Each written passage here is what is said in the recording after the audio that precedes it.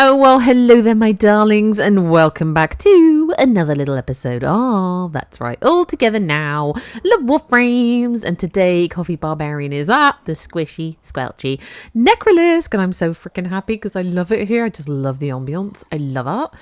So today I'm going to take you through everything that I possibly can in this episode. It's probably going to be a bit long, but stick with or fast forward to the bits you need. I'm going to go over all the different members of the family, what they give you, what you need to rank up. We're going to have a look at the bounties. We're going to have a look at the stuff, the things. We're going to look at ranking up with Loid to get your necromech stuff, and we're just going to get stuck straight in. So sit down, relax, chill out, and come with me hand in hand to the squishy, squelchy Necralisk. So to unlock the Necralisk, the first thing you need to make sure you've done is the Earth to Mars junction, and you get a couple of quests as the reward. As you can see along the bottom, you get a Void Relic segment, but more importantly you get the Heart of Deimos quest.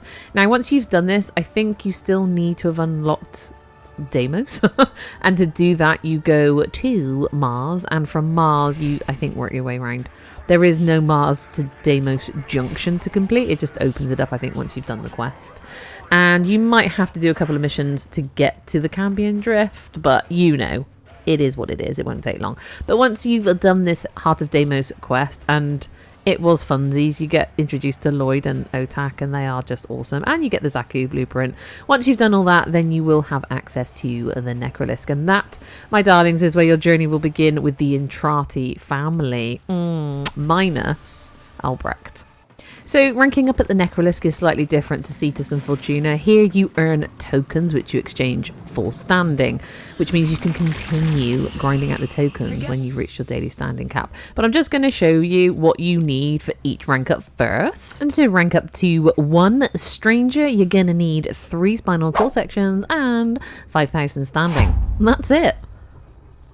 And to become an acquaintance rank 2, you're going to need 1 Keratinos blade blueprint, 1 Keratinos gauntlet blueprint, 1 father token, 1 daughter token, and 22,000 standing. Is it Keratinos? Who knows? To reach rank 3 associate, you're going to need 5 common Avocaea tags, 1 Medjay Parasite tag, 1 mother token, 1 son token, and 44,000 standing. And to become a friend rank 4, you're going to need 1 Zarim mutagen, 1 Arioli mutagen, 1 father token, 1 son token, and 70,000 standing.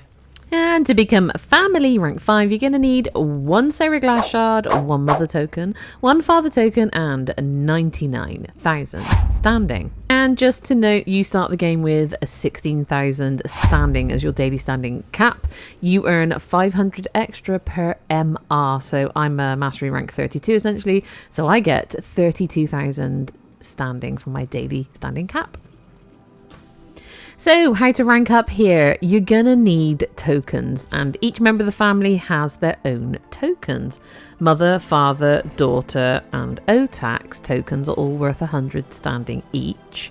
Son's tokens are worth 500 standing, and Grandmama's tokens are worth a whopping 1,500. And there's this whole thing with each of them where you can trade in various things that they're interested in for their tokens, and then take their tokens and trade them in for standing, or trade mother, father, daughter, Otak, and son tokens in for grandmother tokens, and then you can trade grandmother tokens for whatever you want, standing, Seriglass shards, etc, etc. And of course you need that standing to rank up, obviously, but you also need that standing to buy certain blueprints from various members of the family to be able to rank up and to be able to build things, etc. So there's a lot of juggling to be done. Grandmother's Seriglass shards cost, I believe, 20 grandmother tokens, which is an awful lot of standing. If you think about it, 20 times 1,500. But you need that Seriglass shard, as we just mentioned, to rank up to rank 5. But you'll work your way up to it, you know. And there are certain blueprints that you're going to need to rank up, but again, you'll unlock them as you go. So don't stress, don't panic. There's a whole rhyme and reason to the Necralisk family. And I loved it. I loved having to figure it out. So let's get into the NPCs, what they offer, and how to trade those tokens in. So for each member of the family, including Otak, you can go to them and trade in the components that you've probably picked up from your time out on the CAMBION Drift for one of their tokens or more, depending. But you also have to bear in mind that some of the components you're going to need, not all of them, but some, especially for mining and the fishing, you're going to need some of them. So as you can see, I've clicked on these extraction expeditions and I'm just seeing how many of these components I've got of each. Sometimes there's multiple, sometimes it's just one. And in exchange, you get a token from Otak or more. And it's up to you whether you want to give your stuff to him or whether you want to save it, because he also sells blueprints for components like thalmic distillate. You're going to need thalmica. It's mining, essentially, very much like Cetus and Fortuna. You're going to need that thalmic distillate to build other things from here. Bear that in mind when you first start here, but as you go, you can just whittle away at it. It's absolutely fine. Get a few tokens under your belt, but just don't go too crazy. And once you've unlocked Tiana Pass on Mars and you are grinding out those crystals, this is where you would come to buy Citrine and her component blueprints, plus the weapons and their component blueprints, and arcanes and other shinies to do with Citrine. I love Otak. I love some of the things he says. Anyway, on to father. So for father, son, daughter and Otak, it's very similar. You go to them once you've come back in from the Cambion Drift and see what you can exchange here in this specific area for their tokens. And father's actually quite easy. If you just smash stuff up when you're out in the Cambion Drift, you should pick up quite a lot of stuff. Just don't exchange the things that you've already identified that you might need, or don't exchange them until you know you don't need them. But a lot of father stuff is pretty straightforward. And father sells a lot of things as well for standing, and obviously they are locked behind rankings up. But he sells a lot of kit gun parts, which can be interchanged with Rude Zud kit gun parts on Fortuna. And once you've got those components and you've built those little blueprints, you can take them to Rude Zud or father to build your kit gun and or guild them. I might do a whole separate episode for stuff like that because it's a lot more detail. And my Spore Lacer secondary kit gun with the Riven is badass. It's one of my favorite weapons in the game. He also sells other weapon component parts, but he also sells the blueprints you're going to need to rank up that I previously mentioned. Some of them here, you only need the blueprint, you don't need to build it. He also sells Lavos, and Lavos is a really good Warframe to have. He actually got me through my legendary rank, I think 1 and 2 tests. He's pretty tanky and he doesn't require energy. Moving on to daughter, I mean, she's the fish lady, so you can get fishing rods from her, specifically for the Cambion Drift, but you can also cut the fish for the component parts, which you'll need to build other things. But these component parts can also be kind of picked up on the Cambion Drift, not just from fishing. And again, you can exchange these component parts for daughter tokens, which then can be exchanged for either grandmother tokens and or standing. So you just come to the daughter for your fish and your components. You can't exchange the fish for standing here like you can on Cetus and Fortuna.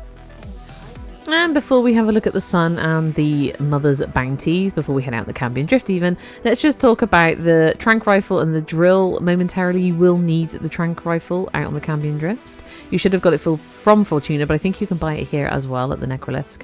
And any of the drills will do. The Sunpoint Plasma Drill obviously is one of the first ones you can get from Fortuna. It is the best one in the game, I think.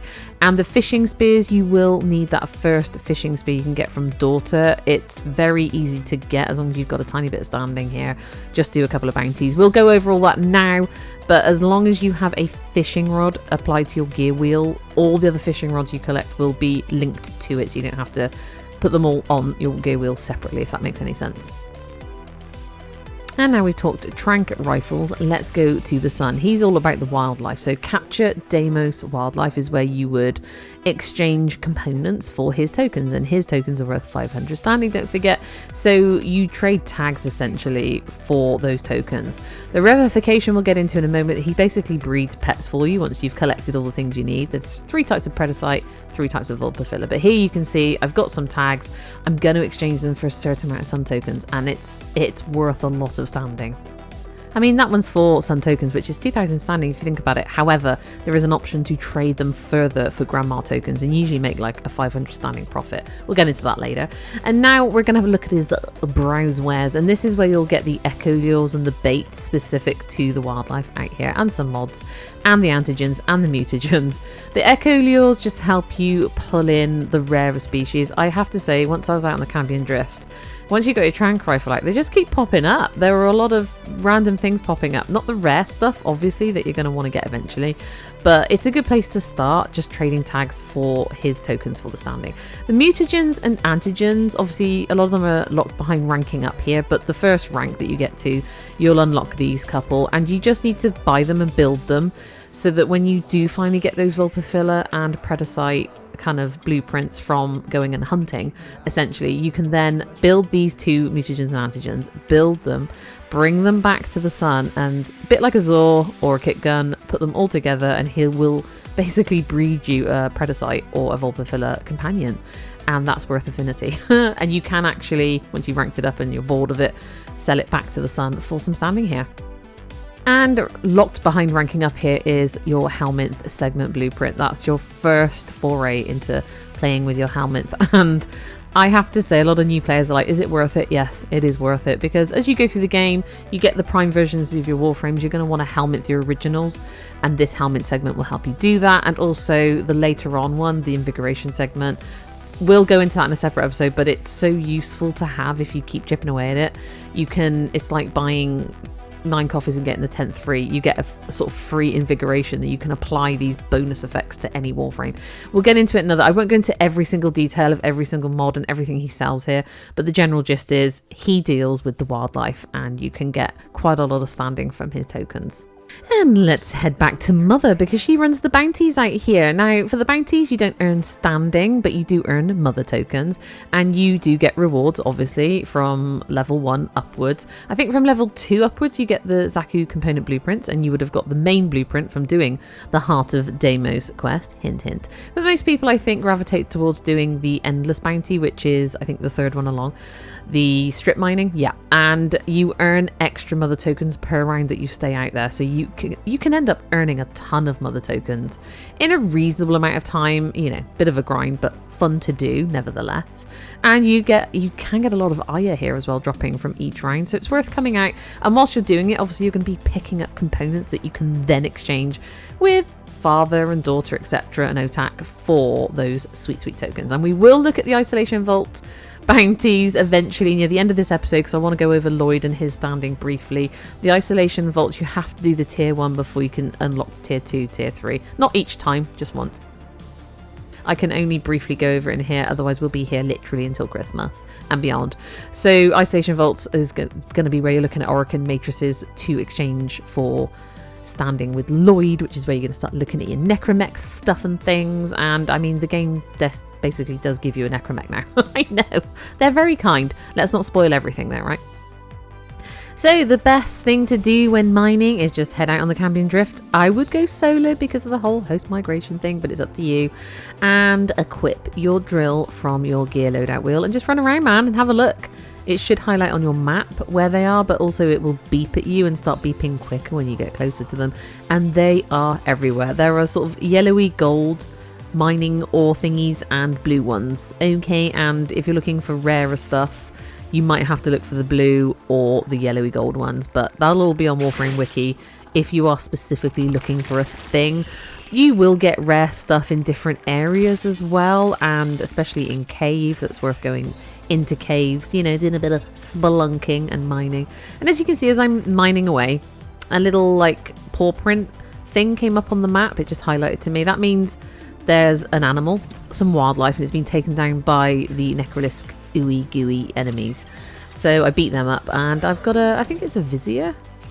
It is a Vizier Predacite. So I got 2 tags. I've got no boosters on, no resource boosters. And I actually got the Vizier Predacite as well, which means I could use that towards breeding my own. Do you see what I'm saying? With the sun, if I get the mutagen and antigens, you know? Buy them, make them, breed them. It's all good, and you get affinity for them. So that's like 6 pets that you can breed here on the Necralisk. We'll get into the proper hunting in a minute. I just wanted to show you some minings. Run around, have a look. And I love this running around thing because you could just smash things up as you go. There are other ways also of getting more like rarer resources, which we'll go over. It's the Requiem obelisks, you know, but you've got to like fulfill some requirements to get the best stuff to drop. But if not, just go and bash them up and hope for the best. You will just acquire stuff by running around out here. So I'm on this rock just looking back at the Necralisk entrance, and to my left is this massive canyon, and in here is a cave system. There are a lot of caves on the Necralisk on Cambion Drift. Just go and spelunk, man. Go and investigate them. It's not a huge map, so it doesn't take a huge amount of time, but there's lots of little nooks and crannies and crevices to go and investigate. And in these caves, you'll find different types of ore, especially if you take the time to do the mining properly. And if you've got the Sunpoint plasma drill, obviously I think that will basically improve matters. You'll get what you need eventually, but just run around the map and try different areas, and there will be more specific details on the Warframe wiki of where people have found the rarer stuff. But I didn't worry about that too much unless I was fishing specifically for a part. But again, there is another way of getting those rarer parts. We'll go over that in a moment. But you can see we're getting like different things down here. We'll go into the fishing as well. So the mining isn't complicated. You just run up and point and pull the trigger and try to get the endpoint in the reticles, because that'll give you more or rarer stuff. But if not, don't worry about it. Like, you can go back out, go back in, go back out, go back in, go back out. You know, it resets every time. It's endless. And if you've got the time, put some music on, chill out, go mining, go fishing. So I wouldn't just mine like I am now. I get very distracted anyway. I would do some fishing, maybe some hunting in between. And you'll see in a bit, like I'm doing a bit of everything at one point, which I will show you. But we're going to have a look at the fishing next, because the fishing, obviously there are rarer parts that you might need. So we'll get into that now. Fishings by 8. So there are 2 spears that you can get here from Daughter. That's the first one. The second one I think just does better. I think it can go down into the weird watery substance. I chose the second one because I've got it, but don't worry, the first one will do. I don't actually know, I've never used any of the other fishing rods here. I don't know if they work or not. And as you can see, the fish are a bit weird here. They float above the Cambion Drift squelch, whatever that is. It's not really water, is it? Because we're walking on it. I know. I'm like a deity. But the chimeras, they're really common. You'll get them a lot out here. But I'm going to show you how to get the rarer stuff in a moment. So the other thing I haven't mentioned is the Fass and Voam cycles. So Fass and Voam are these giant worms that are in the sky. It's like a whole lore thing. They fight over and over. Fass and Voam is basically like day and nighttime cycles, essentially. And different things will spawn in rarer stuff when you're in Fass or Voam. So one is blue, one is red, and there will be blobs of Fass and Voam residue all over the Cambion Drift. Little areas, and in those areas, if you can go fishing in those areas and pop out the Fass residue or the Voam residue, and you can actually make it like into a bait as well, or buy a bait from the Daughter, you'll get rarer stuff to come in those areas. I shall show you some of that footage right now. But it was really weird because one of the rare fish sort of popped up later in a different area, so I don't know if it triggers it for the whole of the Cambion Drift. Not sure if that was just a bug or what. And as you can see, I've put the glowy luminescent stuff in. If I had the Oxylus, I believe it is, with the Scan Aquatic Lifeform mod, I wouldn't have to put the luminescence in. I don't know if you can put that Scan Aquatic Life mod into other robotic companions. I think you can, maybe, possibly, I'm not sure. But yeah, it's worth doing if you can't be bothered to buy and throw the luminescence in to find them. And it just helps highlight them. It just makes it easier, that's all. And as you can see, we're getting different types of fishies, and from these different types of fishies we'll get different components. And these components will go towards ranking up, they'll go towards building other things, the blueprints that you get here, etc, etc. So let's have a look at the rarer stuff. So as you can see, this is the residue I was on about. This is a little area, and you'll know it's the area because it's got wibbly wobbly lights on the screen, red and or blue. So this is Fass, which means Fass was taken down by Voam. Fass is the red worm, the orangey red worm. Voam is the blue one. So we're in a Voam cycle because Fass got taken down. But as you can see, this Fass residue, this weird wibbly wobbly effect on the screen, takes place over this watery area, and there are fish in it. So I took this opportunity to, as you see, put some processed Fass residue in there. I think I ended up lobbing just some Fass residue that wasn't processed that I just picked up in there as well. And by putting that processed Fass residue, which I believe I got from Daughter, into the murky waters plus the Fass residue, I don't know if that actually did anything, eventually one of the rare fish that drops from the Fass residue, the Aquapulmo, popped up. Now the Flagellalath, whatever it's called, that popped up later, but I hadn't actually put any processed Fass residue in that area. So again, I don't know if that was a glitch or just luck, or it triggers the whole of the Cambion Drift. I actually don't know. Not 100% certain because I'm solo. Can't prove that it was myself or anyone else. In the meantime, though, I would highly recommend, if you're farming specifically a rare thing, come out if you can with a resource booster, because it will double up every fish you get. You get 2, essentially, and it gives you more chances to get more of the components you need, and you're covered, you know? Just in case you screw it up and only get 1 or something. So there you go. That's how you get the rare fish. I'll show you the Flagellalath, where it popped up in a moment. And so there you go. I had just done a Requiem obelisk. And I was in a totally different area of the map, and it's not even glowing up, as you can see. I hadn't put anything in there, and it popped up. There it is. So I was like, oh, okay, well I'll pick that up then, shall I? The rare thing was just there, man. What was that all about? I don't know if it was just luck, coincidence, or a glitch, or what. I don't know, but it was the only one that popped up. There you go. Anyway, that being said, let's have a quick look at the huntings. I mean, hunting on the Necralisk, the CAMBION Drift, is kind of unnecessary unless you need the rare stuff. Because look, this has just dropped it again. There were so many of these, and I found a lot of like Cryptolexes burrowing around. I didn't even have to hunt for them. They just kept turning up, man. So this is another Predacite that was just there, like it had been taken down. I didn't hunt it, I didn't tranquilize it, I just caught it. And the other thing I need to mention before we get into the actual hunting is Velocipod. So I've come back to the exit entrance, and then I've sort of opened the door and I'm running back down, and this is because this is a way to get the game to think that you need to respawn stuff in. The Velocipod, it kind of forces one sometimes to spawn in down to the left. If you follow this path all the way down to the River of Red and turn left, there is a Velocipod right underneath that little archway. Now I lose it slightly for a moment, and then I find, there it is, giant dragonfly. They're usually in groups of 3, so it's unusual that this one was on its own. I already knew that it was going to be glitchy. I find it eventually, but it sort of fell through the floor. It glitched out, so I couldn't actually capture it, but you have to tranquilize it. You can actually ride them also like they're K-drives. I know. Actual Velocipods. You don't even have to buy the skin. Just, there it is. So yeah, as you'll see, it glitches out, but they usually hang around this area, the pink ones. I think there are green and blue ones as well, but they're in a different area, and they are usually in groups of 3, and you can hear their wings fluttering if you've got your sound turned up, and as you can see, it disappeared. I didn't get it. Never mind. Anyway, let's go on to the actual huntings now. Okay, fine, I got distracted in a cave again. Gosh. Anyway, see this green glowing area? This is where the Cryptolexes are often found. There's different types. It's 3 different types. They've always got like a common, a medium rare, and a rare one. As you can see, I saw it on my Tranq rifle glowy thing. I can never catch those that are going up to the ceiling. I just gave up with that one. But yeah, usually find them in squads of 3 in caves, but they're also out on the CAMBION Drift just skittering around, and they're little gobshites. They'll try and come and bite your ankles. But as you can see, we captured one. We got the tag, and that can be traded with Sun for tokens and other goodies. So there you go. I got distracted yet again. Okay, and again, these are caustic Cryptolexes just by that cave entrance, by the canyon, and they just popped up on the map. It's just highlighted, so I came and got them. And Sun was really happy with me, and I like validation. What can I say? I just got distracted. I haven't even triggered an echo lure yet. I'm so sorry. A little miracle of digestion. I promise we're going to get to the echo lures. But look, I'm just flying around and finding wildlife. And if you're quick enough, you can just shooty bang bang them with your Tranq rifle, and you've got free stuff. You didn't even have to do the echo lure painful thing. I lost these 2 because I got too excited. Never mind. Ah, the endless distractions of the Necralisk. Anyway, if you have the echo lures for all the different species, or just one species, that's what will highlight on your map when you pull out your Tranq rifle. It's, you know, linked to it.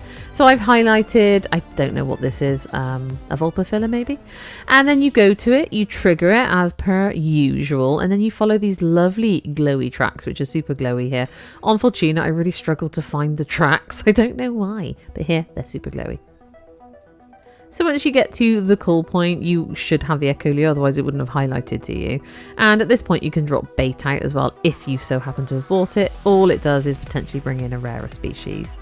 You trigger it, and then hopefully they'll respond. The animal will respond, and then you have to mimic it by keeping your glowing light in that white rectangle as it was moving up or down the screen. It doesn't have to be precise. And hopefully, if that works, it'll bring in the animal you're looking for. Now, I stuffed this up royally because it needed more than one shot. I did hit it once, and then I just panicked and I couldn't get it. If I'd been invisible, if I was Loki or Ivara, or I had some way of being invisible, and it's gone. I probably wouldn't have spooked it, but you know, you live and learn, right? And look, we got another freebie. Anyway, I love this game. Oh, and look at all the goodies I got. The fishings, the minings, the everythings. I am such a loot goblin. It brings me a lot of pleasure, even though I don't really need it anymore. And the other thing we need to mention before we move on to Loid and the Necromechs and the Isolation Vaults is the Endless Bounty. The third one along on the top row that Mother offers. This happened to be an excavator one. I did 4 points essentially, so 4 lots of excavators equals 1 round. And for 1 round, I got 51 Mother tokens, which I thought wasn't too shabby because those are 100 standing each. But my advice would always be to exchange all the tokens you possibly can for Grand Mother tokens. You will always make a standing profit by doing that. Let's have a look, shall we? Ah, so many goodies. Anyway, Grand Mama, she sells some goodies. The Seroglass shards are going to be quite important for ranking up, and also I think you need them to build certain blueprints that Father sells. And she also has these tonics, drafts, serums where you can get more tokens for exchanging components that you may have got out on the CAMBION Drift. Always worth trying it because, you know, components for tokens which equal standing is totally worth it. The other thing you can do is pay attention to the fact that you've got Mother, Father, Son, Daughter and Otak tokens. You don't obtain Grandma tokens apart from exchanging the family tokens for Grandmother tokens here.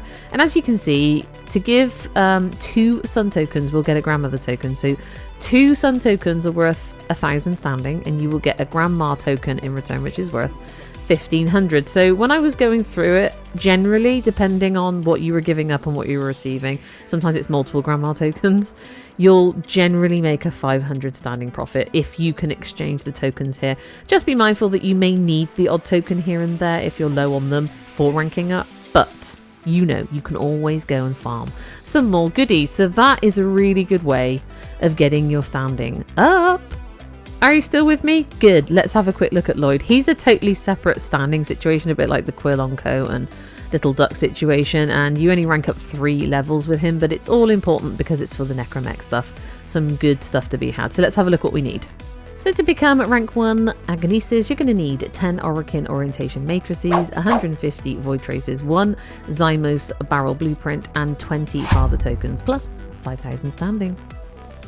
And to become a rank 2 Modus, you're going to need 15 Orokin Ballistic Matrices, 250 Void Traces, 1 Sepulchrum Barrel Blueprint, 20 Father tokens, and 22,000 standing. And to get up to the final rank 3 Edema, you need 15 Orokin Animus Matrices, 350 Void Traces, 1 Trumna Barrel Blueprint, and 20 Father tokens, and 44,000 standing. As I'm recording this, my cat started purring very loudly, so if you can hear a weird noise, it's him. Anyway, there is a link here between the ranking up to level 3 and also the 3 tiers of Isolation Vault. So tier 1, there's 1 Necromech, and they will drop Orientation Matrices, which you need to rank up to rank 1. Rank 2, obviously you need Ballistic Matrices, and you get those from tier 2 Isolation Vault, and the same with Edema, the Animus Matrices, you get those from Isolation tier 3. And obviously there is 1 Necromech in Isolation Vault tier 1, 2 in tier 2, and 3 in tier 3.